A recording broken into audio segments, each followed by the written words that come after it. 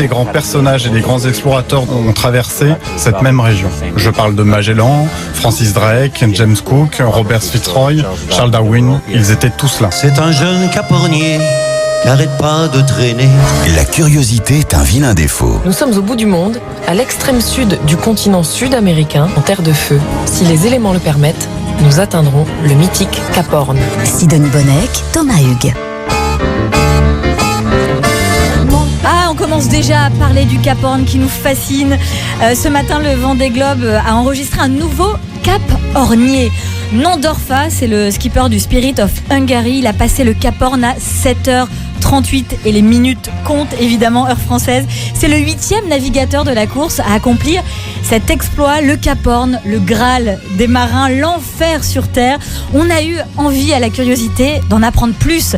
Bonsoir, Brigitte Lecoat. Bonsoir. Soyez la bienvenue. Bonsoir, Yvonique Lecoat. Bonsoir. Quelque chose me dit que vous êtes ensemble, vous êtes un couple. Voilà, c'est ça. Ou alors c'est une sacrée coïncidence, ces deux noms de famille. Non. Vous êtes un couple de physiciens à la retraite, vous êtes des passionnés, des spécialistes de l'histoire des caporniers français. Comment elle est née, cette passion ? Eh bien, simplement parce que il se trouve que mes deux grands-pères à moi étaient caporniers et que je ne les ai pas connus. Et que quand ils sont morts, on s'est dit, bon maintenant, qui étaient ces gens-là ? Et ce qui nous a intéressé, c'est pas trop d'avoir l'histoire familiale, parce que notre patrimoine était très faible, mais on a fait du porte-à-porte dans les familles pour savoir quelle était l'âme de ces hommes, c'est-à-dire pourquoi allait-il passer ce Cap Horn absolument épouvantable, quoi. Vous allez nous le raconter, bien sûr, mais alors déjà un petit point de vocabulaire. Cap Hornier, ça veut dire quoi ? Cap Hornier, ça veut dire pour nous, marins ou navires, ou navire voilier, qui passe le Cap Horn, voilier marchand. Vous voyez, pour nous, c'est ça, ce dont nous parlons. Alors, et quand c'était les voiliers marchands, c'était pas du tout les mêmes conditions que actuellement les plaisanciers ou ceux qui font la course du Vendée Globe ou des gens comme ça, parce que en fait, c'était la marine marchande, donc ils partaient, ils s'occupaient absolument pas de la fenêtre météo. Ils partaient n'importe quand, ils partaient quand ils étaient pleins. Et ils amenaient du charbon, ils allaient chercher du charbon en Angleterre, ils l'amenaient au Chili, ils passaient par le Cap Horn dans les deux sens, pas seulement dans le sens où passe le Vendée Globe, c'est-à-dire le vent portant. Et voilà. Ouais, alors on racontera tout ça. C'était assez différent comme condition. Et on va comprendre grâce à vous à quel point c'est effectivement une épreuve, une aventure, un exploit de passer ce Cap Horn. Moi, je voudrais revenir à cette histoire familiale. Vos deux grands-pères, ils travaillaient pour qui ? Vous avez pu retracer quoi ? Oui. Alors mon grand-père maternel travaillait pour la Compagnie Borde. La Compagnie Borde a été en fait la première grande compagnie française. Elle est née en 1848 au Chili. Ils sont rapatriés en France après. Et donc mon grand-père paternel travaillait pour cette compagnie qui a en fait démarré en 48 et s'est arrêté en 1925. C'est-à-dire que toute l'histoire de la marine marchande tient entre de la marine marchande dont nous parlons tient entre ces deux dates, quoi.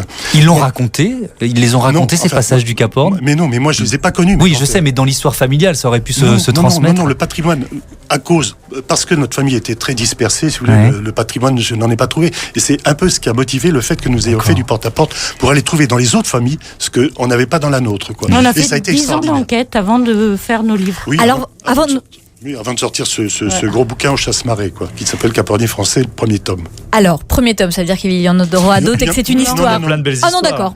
Le Chasse-Marée est tombé en faillite au moment où le bouquin sortait.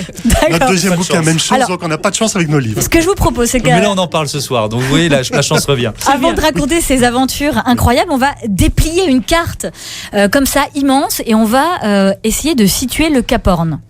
Yvonique Lecoat. Oui. C'est où le Cap Horn ? Alors le Cap Horn, c'est en fait le point le plus sud du continent américain.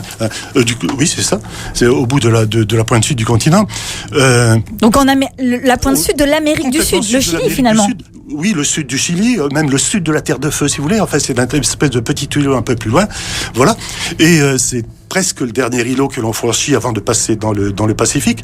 Et dans ce détroit qu'on appelle le détroit de Drake, entre justement ce Cap Horn et le continent antarctique, les îles Shetland du Sud, voilà. À quoi ça ressemble ? Qu'est-ce qu'ils découvrent le les Cap marins Horn, d'aujourd'hui, le paysage.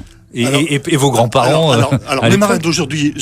Non, mais c'est le même décor, j'imagine. Mais mes grands-parents, par exemple, mes grands-pères, par exemple, eh bien, il arrivait souvent qu'ils ne voyaient pas le Cap Horn parce que c'était dans la crasse, enfin, etc. Quoi. Ah oui. Bon, cela dit, c'était un caillou rocheux qu'il fallait contourner, quoi. Sauf un de nos marins, là, le naufrage de la Bretagne. Ils ont failli dans une tempête justement s'échouer sur le Cap Horn. Donc cela, ils l'auraient bien vu le Cap Horn. Alors c'est qui ces marins du bateau La Bretagne?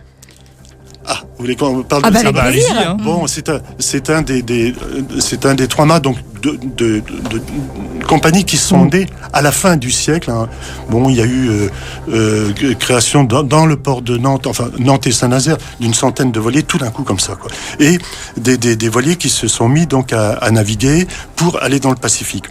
Il se trouve donc que ce Bretagne était un trois-mâts, bien qui part dans le Pacifique. Il aborde. Il passe donc au large de la Terre de Feu à mi-juin. Hein, et il se trouve que il est pris dans des tempêtes absolues. Mi-juin, ça veut dire que nous sommes dans l'hiver austral. Hein, donc c'est le contraire de chez nous ici. C'est-à-dire que les conditions vont être assez difficiles, quoi. Ils ont des tempêtes absolument épouvantables. Et au bout d'un mois, les voiles ont tout explosé et la moitié de l'équipage a les mains gelées. Donc au bout d'un mois, le capitaine, avec ce qu'il appelait les principaux, c'est-à-dire les officiers d'une part et puis un certain nombre de personnes à bord, décide de faire demi-tour et de remonter sur Montevideo. Mais le vent tourne. C'est un teaser parfait. On va revenir dans un instant pour vous raconter l'histoire de ces marins sur ce voilier. La Bretagne, on est en 1900. Ça se passe autour du Cap Horn. Je vous écoute. Hein. À tout de suite, les curieux. Vous écoutez RTL, première radio de France. 20h-22h, Thomas Hugues, Sidonie Bonnec. La curiosité est un vilain défaut. RTL. Sur un îlot rocheux, vous apercevez une falaise verticale haute de 580 mètres. Vous êtes au point le plus extrême du continent américain, dans l'archipel de la Terre de Feu. Félicitations, vous venez de passer le Cap Horn. On vous raconte les secrets de ce cap légendaire avec nos invités Brigitte et Yvonique Lecoat, conférenciers passionnés par ce lieu mythique. On racontait l'histoire d'un naufrage, c'est ça? On est en 1900, le bateau, c'est un bateau de navire marchand, s'appelle le Bretagne. Donc vous nous disiez des conditions apocalyptiques, les marins ont les mains gelées, ils décident de faire demi-tour. Le vent tourne, qu'est-ce qui se passe après? Le vent tourne, c'est-à-dire que le vent devient portant pour aller à San Francisco, qui était leur destination. Décision à nouveau entre le capitaine, on dit capitaine, entre le capitaine et les principaux. Donc, comme je vous ai dit tout à l'heure, c'est une décision démocratique qui est prise. Hein, et il décide de repartir pour San Francisco. Donc il retourne pour passer le Cap Horn. Donc il le passe deux fois, quoi. Alors attendez, si vous voyez, je pourrais vous montrer le routier, c'est des allers-retours perpétuels pendant 2 mois et demi. Enfin, toujours est-il que donc là, on était au bout d'un mois, pendant 1 mois encore à peu près, ils vont se battre contre les tempêtes. C'est-à-dire que leurs voiles partent en éclats. Ils ont un certain nombre de rechanges, au bout d'un certain temps, ils n'en ont plus. Bon, et ils rencontrent des icebergs aussi, mais énormes, monumentaux, etc. Et au bout de 2 mois de cette lutte, mais vraiment permanente et moi je la trouve extrêmement courageuse contre les aimants, parce que leur destination c'était San Francisco, donc ils tenaient à y aller. Hein. Et bien au bout de 2 mois, le gouvernail casse. Ils avaient quasi franchi le Cap Horn, c'est-à-dire qu'ils étaient à hauteur de la Terre de Feu, mais dans le Pacifique et non plus dans l'Atlantique. Au bout de 2 mois, donc le gouvernail casse. Ils tentent des méthodes que tous ont essayé, de laisser traîner des ancres flottantes derrière pour un peu diriger le navire. Ça marche pas du tout. Qui va les sauver? Et donc, ils ne font qu'une chose, à partir de là, c'est de reculer, c'est-à-dire de descendre de plus en plus sud, jusqu'au moment où le capitaine décide donc qu'ils se mettent en détresse, ils abordent un pavillon de détresse, hein, et ils attendent qu'un navire passe par là pour pouvoir les sauver. Il va falloir qu'ils envoient passer 4 ou 5. Le 5e, qui est un 3-mâts anglais, s'arrête pour les sauver. Dans des conditions épouvantables, c'est-à-dire. Mais avec ceci, que les Anglais étaient extrêmement contents qu'il restait des réserves de bouffe sur le 3-mâts Bretagne, qui va permettre à tous ces hommes-là, qui vont se trouver donc dans un navire, le double du nombre d'hommes normal, hein, le nombre de couchettes n'a pas changé, la bouffe, heureusement, ils en apportent un peu, eux, de leur côté, quoi. Et donc, si vous voulez, ils vont rentrer en Europe avec un voilier britannique. Alors là, c'est l'histoire donc d'un voilier français, donc au bout de 2 mois et demi. Vous vous rendez compte, 2 mois et demi de bataille contre les ennemis. Mais des histoires comme ça, il y en a beaucoup dans l'histoire des caporniers, c'est-à-dire que c'était fréquent de casser le gouvernail, de pas passer le cap et même de mourir à cet endroit-là. Oui, alors beaucoup non. Il y en a un certain nombre. Enfin, il y en a une deuxième, par exemple, que j'aime bien citer aussi, parce que ce coup-ci, c'est le sauvetage d'un équipage anglais par un voilier français. Alors, c'est de la même façon au Cap Horn, dans des conditions comme ça. Mais cela dit, il y a eu certains naufrages réellement, avec disparition du navire. Je pense en particulier à l'Amérique de la compagnie Bord, qui a disparu avec on a la photo de l'équipage, mais souriant avant de partir, et aucun d'eux ne reviendra. Mais il y a un élément qu'on n'a pas donné, parce que moi je suis pas marin, je suis pas voileux, et je comprends pas forcément pourquoi c'est si compliqué de passer le Cap Horn avec un bateau comme avec les bateaux de l'époque, les bateaux de navires marchands. Alors ces bateaux dont je suis en train de parler passaient de l'Atlantique dans le Pacifique contre le courant et contre le vent, au contraire du Vendée Globe qui fait le tour. Alors, on parlera tout à l'heure, parce que vous m'avez parlé de 40e régisseur, donc on parlera à cette occasion de gens qui passaient le Cap Horn, comme alors, ça veut dire que la navire, pour bien comprendre, la navire marchande, ces navires passaient de l'est en ouest, donc c'est-à-dire de l'Atlantique au Pacifique. Et ils avaient contre eux le vent et la mer. Il y a un courant, le Pacifique se déverse, à cause de la rotation de la Terre, le Pacifique se déverse dans l'Atlantique, donc vous avez un courant important, premièrement. Deuxièmement, les vents dominants sont aussi ouest, et à cette latitude-là, ce sont des vents qui peuvent être excessivement forts. Et troisièmement, ils pouvaient passer le Cap Horn tranquillement, parce qu'ils appelaient un temps de bonne sœur. Cela dit, c'était exceptionnel, et c'est-à-dire que le mauvais temps pouvait, et ça, tous ceux qui vont au Cap Horn aujourd'hui le savent, tout d'un coup, le mauvais temps peut se déclencher, et ça peut se transformer en une tempête absolument épouvantable. Yvonique Lecouette, qu'est-ce qu'on appelle les 40 rugissants et 50e hurlants? Bon, déjà, ça fait peur comme ça sur le papier. En vérité, ça veut dire quoi, et ça ressemble à quoi? Alors, dans le voyage dont je viens de vous parler, on descend l'Atlantique, on descend toutes les latitudes, là, jusqu'au Cap Horn, qui est à 56 degrés sud. Et après ça, il faut, pour ces marins, ces navires, remonter dans le Pacifique. Ils sont quelquefois obligés de descendre jusqu'à 60. Bien, cela dit, il y a une autre route pour aller dans le Pacifique. Elle consiste à passer par le sud de l'Afrique, par le Cap de Bonne-Espérance, et le sud de l'Australie. À ce moment-là, ils entrent dans le Pacifique. Et tous ceux qui suivaient cette route-là rentraient. Quand ils rentraient, ils utilisaient aussi les vents portants. Ils rentraient par le Cap Horn. Mais donc, pour arriver dans le Pacifique, ils avaient été obligés de franchir l'océan Indien Sud, et puis après, pour entrer au Cap Horn, de suivre le Pacifique Sud. Et c'est-à-dire que dans l'océan Indien Sud, ils étaient dans ce qu'on appelle les 40e. Les 40e qui sont déjà une latitude de vent assez important. Et alors, on dit 40e rugissant, 50e hurlant.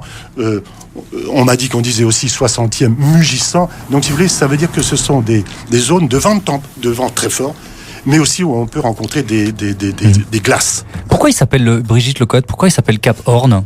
Ça vient d'où, ce nom? Ça vient de la ville de Horn, qui était la ville de Schouten ou Le Maire, je ne sais pas lequel des deux, je ne me rappelle plus. C'est-à-dire les découvreurs du Cap Horn? Ceux qui ont passé la première fois en marchand. En navire marchand. Et alors la ville qui a soutenu cette expédition, voilà, s'appelait la ville de Horn. Et c'est une ville néerlandaise, c'est ça ? C'est une ville néerlandaise, voilà. Et cette année, on a fêté le 400e anniversaire du baptême du Cap Horn, en quelque sorte. Et oui, parce que ces deux découvreurs l'ont franchi en quoi ? En 1616 ? Voilà, en 1616. Dans notre association, avec des représentants de l'ambassade de Hollande. Quels dangers ont affronté les marins qui ont franchi le Cap Horn? Vous allez entendre les aventures des marins d'hier, bien sûr, et d'aujourd'hui aussi, comme Franck Camas qui a vécu cette aventure il y a un peu plus d'1 an. Ce sera après les infos sur RTL. Vous écoutez RTL. Quand du Cap Horn on approchera, hurrah les gars, hurrah. RTL. Quand du Cap Horn on approchera, la grande base commencera. La curiosité est un vilain défaut. Nous sommes les Caporniers ce soir. Sidonie Bonnec, Thomas Hugues.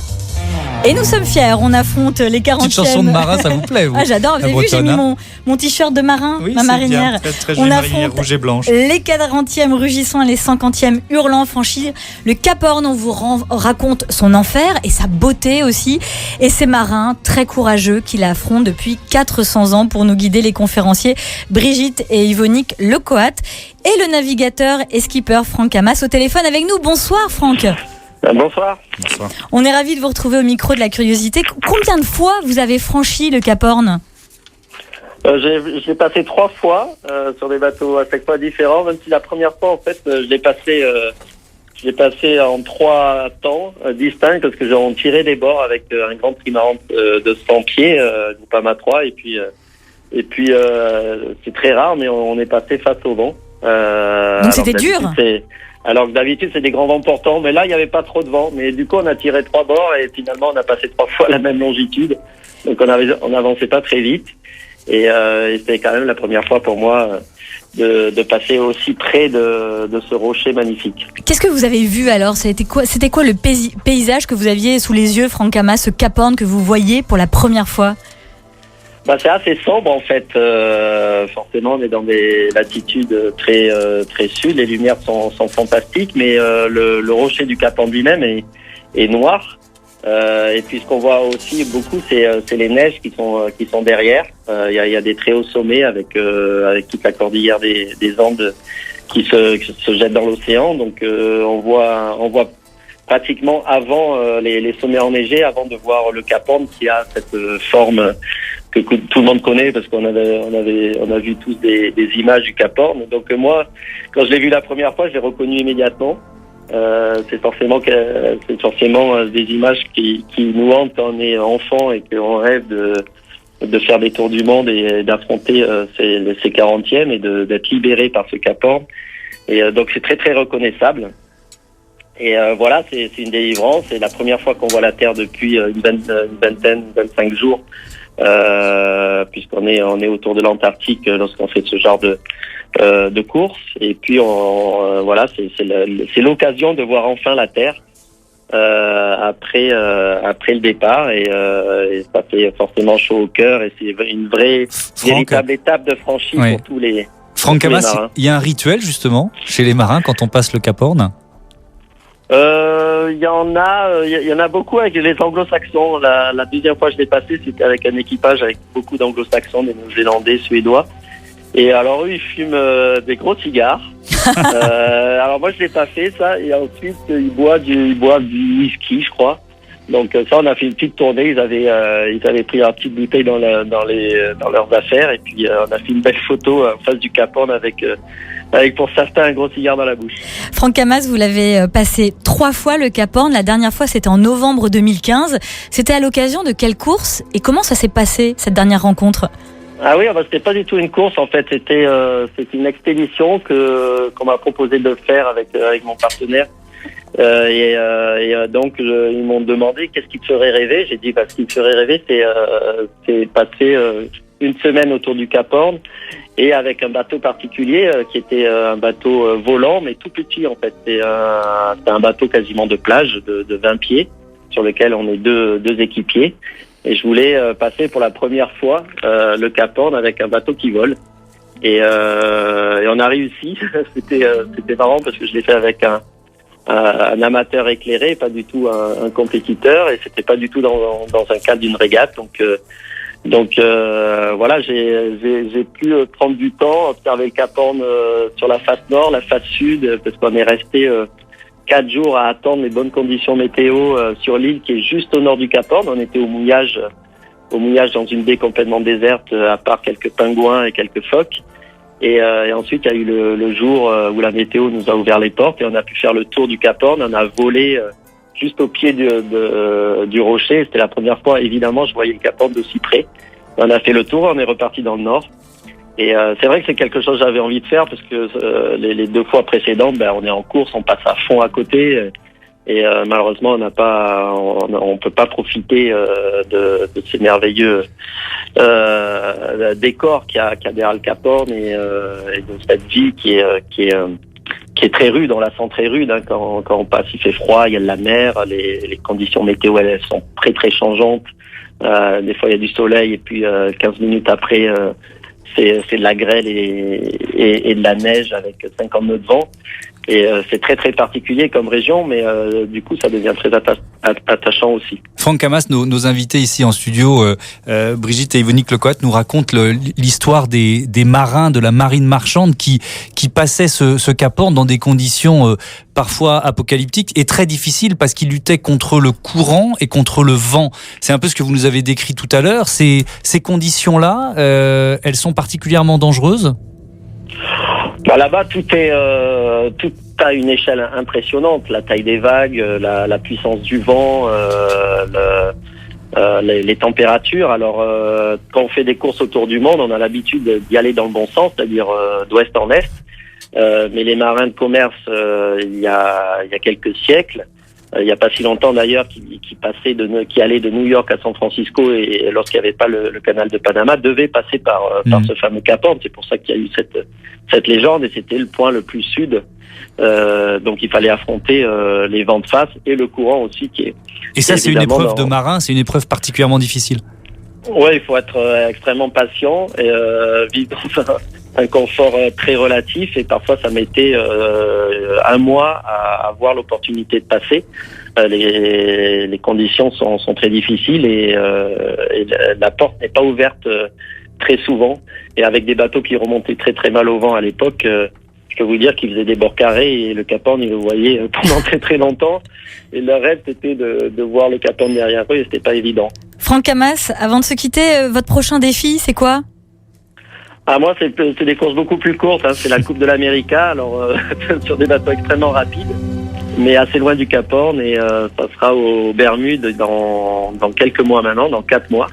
Donc un peu plus chaud, mais une très très belle compétition, une très belle aventure humaine pour nous, pour Groupama Team France. Voilà. Bon vent à vous, Franck Camas, et revenez quand vous voulez dans le studio de la curiosité. Vous avez vu, c'est calme chez nous, il y a pas beaucoup de vent, et vous serez bien accueillis. J'espère vous amener un peu de vent et d'émotion, voilà. Merci Franck, infiniment à vous. Au revoir. Au revoir. Brigitte et Yvonique Lecoat, vous avez eu la chance de rencontrer les derniers héros, les derniers marins qui travaillaient sur des caporniers. Vous allez nous raconter leur quotidien sur ces navires. À tout de suite les curieux sur RTL. Vous écoutez RTL. RTL. La curiosité est un vilain défaut. Thomas Hugues, Sidonie Bonnec.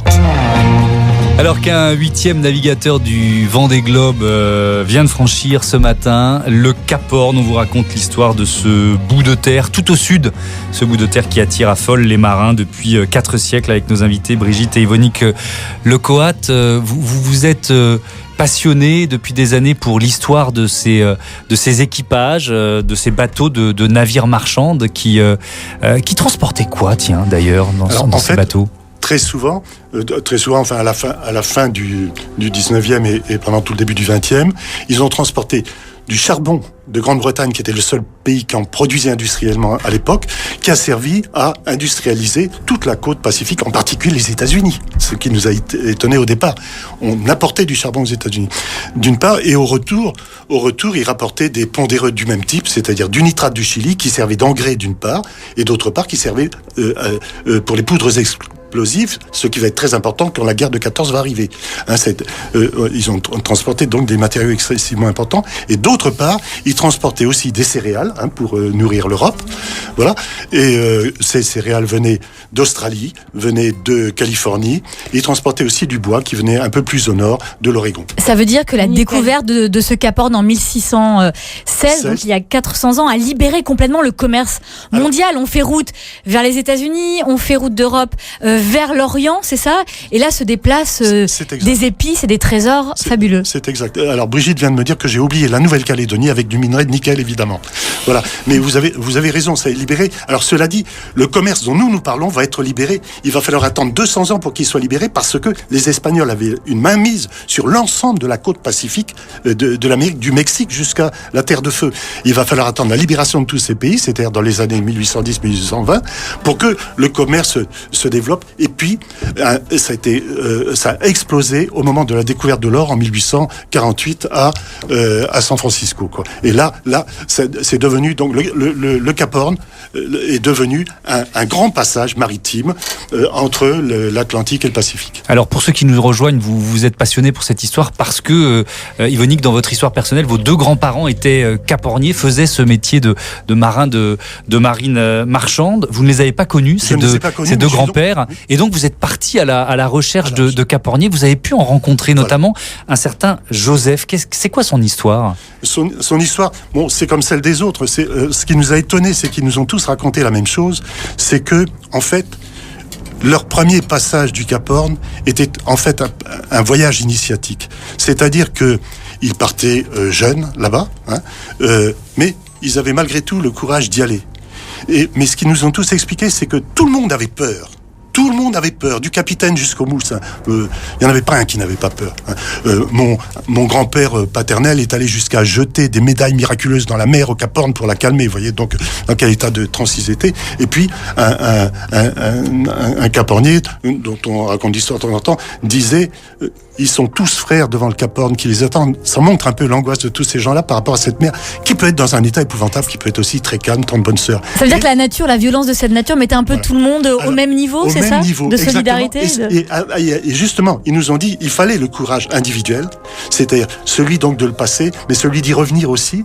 Mais cela dit, il y avait simultanément, et ils nous ont toujours dit ça en parallèle, il fallait la solidarité de l'équipage. Et ils nous ont dit courage plus solidarité, on construit la confiance en soi. Et c'est comme ça que, passé le Cap Horn, ils sont devenus des hommes. Nous pensons, nous, que cette histoire, donc, qui existe depuis un bout de temps, c'est ça qui nourrit, en fait, pensons-nous, ce fameux mythe du Cap Horn, quoi. C'est-à-dire, on se surpasse et on se rend compte, après l'avoir passé, qu'on a été capable de faire quelque chose. Mais attention, pas tout seul. Là, avec l'équipage. Aujourd'hui, il n'y a plus de navires de marine marchande qui passent par le Cap Horn. Si, encore. Bon. J'ai dit cette question à un ami capitaine en le cours qui m'a dit moi, j'ai un gros minéralier, je ne peux pas passer par Panama. Panama a été ouvert en août 14. C'est entre le Nicaragua et la Colombie. Le passage du Panama. Il est obligé de passer avec ses minéraliers au Cap Horn. Mais il est passé évidemment dans des conditions beaucoup plus faciles que de passer nos voiliers. Et pourtant, la météo, elle est la même, mais l'engin, le paquebot, c'est autre chose. Absolument, voilà. Merci et puis, infiniment. Pas que ça. Et puis, ils ont le GPS, ils ont des polaires pour s'habiller, etc. Ce qui n'était pas le cas de nos caporniers à nous, quoi. Donc, je vous ai parlé de Joseph Rowe et d'Abel Guillou avant sur Bretagne, oui. Vous dites ?